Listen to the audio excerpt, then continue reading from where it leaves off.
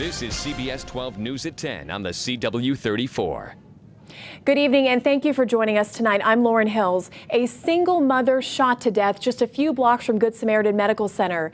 Tonight, more than 60 people attended a vigil for Holly Richardson, who was the victim. All new at 10 o'clock, CBS 12's Kathleen Walter joins us live with how the young mom is being remembered. Kathleen. Thanks, Kathleen. Tonight, investigators are trying to figure out what may have caused a 14-year-old boy to open fire in a school cafeteria. It happened in Marysville, Washington, about an hour north of Seattle, and ended with at least one student's death and the gunman's suicide. Liz Quirantes is tracking the latest developments. Liz. Thank you, Liz. And here is how the chaos unfolded. At 10:39, the shooting began in the cafeteria. Then the school went on lockdown. At 10:40, police swarmed the building. And by noon, police say they found the gunman, Jalen Freiberg, dead from a self-inflicted gunshot wound. We'll have more from tonight's vigil on CBS 12 News at 11 o'clock. Well, it was a cloudy and blustery day outside today. Severe weather expert Jeff Berardelli is tracking the conditions for our upcoming weekend. Jeff. Thanks, Jeff. There's a piece of property that borders Boynton and Delray Beach valued at $500,000. It's up for sale, but county commissioners are selling it for well below the asking price. CBS 12's Israel Balderas investigates why the land is being sold so inexpensively. Israel. Thanks, Israel. Today, jurors in the John Goodman retrial heard from an engineer who tested the Polo millionaire's Bentley. The expert is crucial for Goodman's claim that his car malfunctioned before the fatal crash in 2010. Goodman is accused of driving drunk and killing 23-year-old Scott Wilson. The automotive engineer said the car's computer indicated there was a problem with the throttle. Ultimately, the engineer said he could not definitively blame the malfunction for the crash. Testimony resumes tomorrow, and jurors could get the case by Monday. You can watch the retrial live as it unfolds. Just go to our website, cbs12.com, and click on the live stream. New information now. She gained notoriety for stealing money from a Girl Scout. Now Stephanie Woods is headed to prison for 6 years after taking a plea deal for violating probation. Woods was arrested this past summer in the Orlando area for giving false information to an officer. At the time, she was on probation for armed robbery unrelated to the cookie money theft. Woods served time in a juvenile program but had avoided prison until now. Today's deal gives Woods a sentence of 6 years and 5 months, and she still faces charges in Orlando. Tracking Ebola tonight, New York City health officials are trying to retrace the steps of the latest Ebola patient. Dr. Craig Spencer is in quarantine along with his fiancée and 2 other people. Hazmat teams have been working to decontaminate Spencer's apartment, and officials are retracing his steps and alerting anyone who may have come in contact with him. The first nurse who was diagnosed with Ebola in Dallas is now free of the virus. Doctors at the National Institute of Health say Nina Pham did not receive any experimental drugs. Strength back. She also paid a visit to the White House today to meet President Obama. Both she and another nurse, Amber Vinson, are now Ebola-free after contracting the disease from Thomas Duncan. A South Florida nurses union says hospitals need more Ebola preparedness. Members of National Nurses United gathered in Fort Lauderdale today to call for the president and Congress to step in and help hospitals get more prepared for Ebola. The union says many nurses have not had the chance to ask questions and practice putting gear on properly. The group is calling for a mandate to standardized equipment and training for every hospital. A very big epidemic. The union says it represents 1,000 nurses in South Florida alone, and although they would not identify specific hospitals in need of better preparation, they say it's an issue that needs addressing nationwide.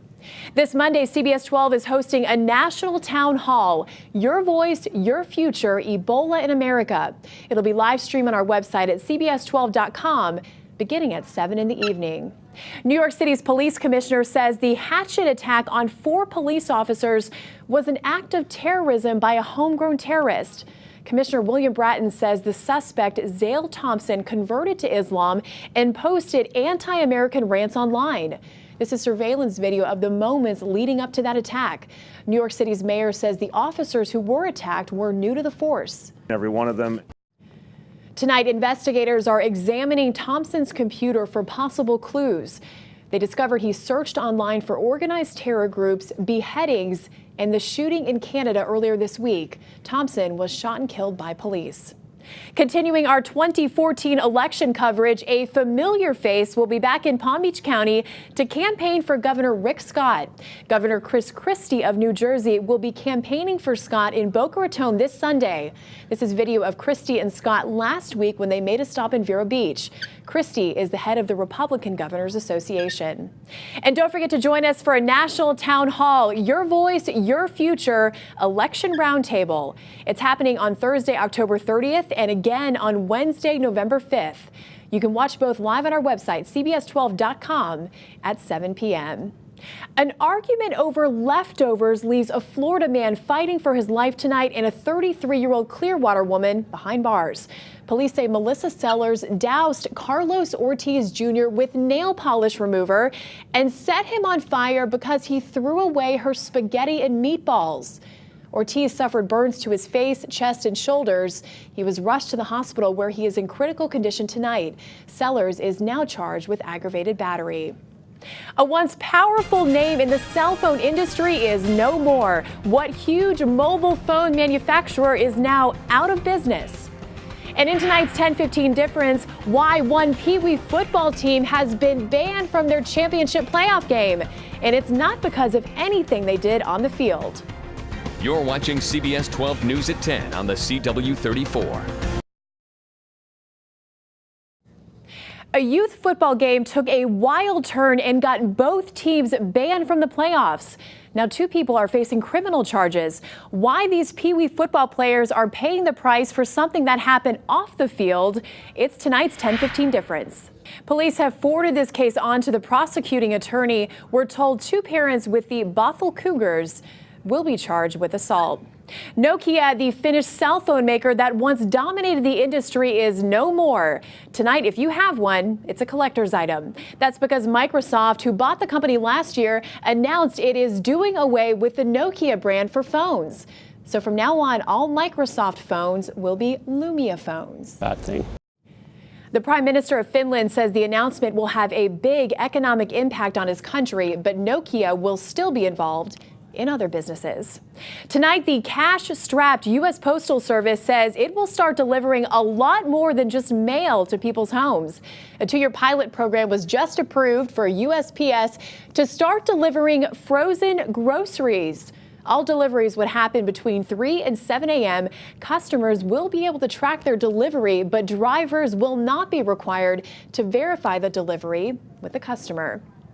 More showers are popping up across parts of South Florida. Severe weather expert Jeff Baradelli tracking the rain tonight. Jeff. Thanks, Jeff.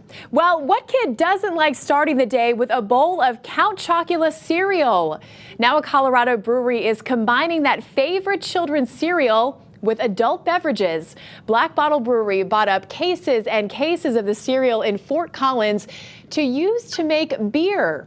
Owner Sean Nook says he's using the cereal as part of a beer series where he combines beer with popular cereals like Golden Grahams, Reese's Puffs, and Cinnamon Toast Crunch. Well, little girls with some serious potty mouths. Why these girls are using bad language to try to make a point.